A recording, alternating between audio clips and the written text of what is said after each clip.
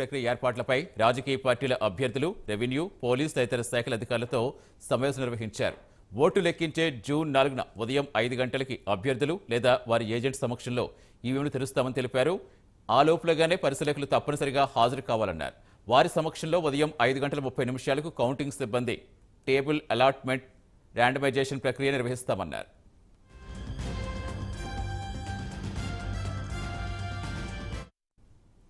Counting సందర్భంగా strong రూమ్ల వద్ద 2 CC కెమెరాలు ఏర్పాటు చేస్తామన్నారు. అక్కడ అభ్యర్థులు, ఏజెంట్స్ నిరంతరం పరిశీలించడం జరుగుతుందన్నారు.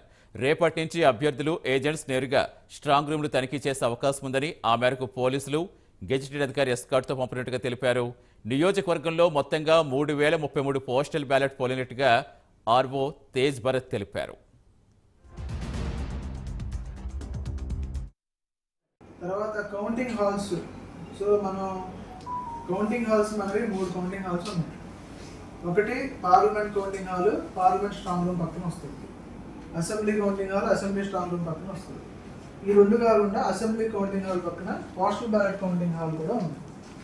సో ఈ హాల్స్, వాటి నంబర్స్, అది ఎక్కడ జరుగుతున్నాయి అనేది మీకు ఇవాళ రాతపూర్వకమైనటువంటి నోటీస్ రెడీ చేశారా?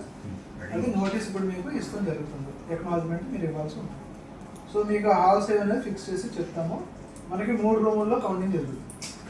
పోస్టల్ బ్యాలెట్కి సంబంధించి మనకి ఇప్పటికి 3033. నెక్స్ట్ రెండోది మెటీరియల్ స్ట్రాంగ్ రూమ్ ఉంది. మనకి స్టాట్యూటరీ మెటీరియల్ స్ట్రాంగ్ రూమ్. అప్పటికి మీరు వెళ్ళిపోయారు, మీ వాళ్ళు వేరే వాళ్ళు ఉన్నారు, మీరున్నారా? సో స్టాట్యూటరీ మెటీరియల్స్ కూడా స్ట్రాంగ్ రూమ్ మనం ఆ రోజు సీల్ చేసాము. సీల్ చేసిన తర్వాత దానికి వుడెన్ కూడా బయట నుంచి కొట్టేసాం.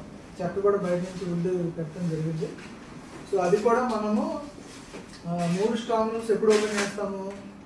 4వ తారీఖు కౌంటింగ్ రోజు మార్నింగ్ 5కి ఓపెన్ చేస్తాం. సో మీరు షార్ప్ 5కి ఆ రోజు క్యాండిడేట్ కానీ ఏజెంట్ కానీ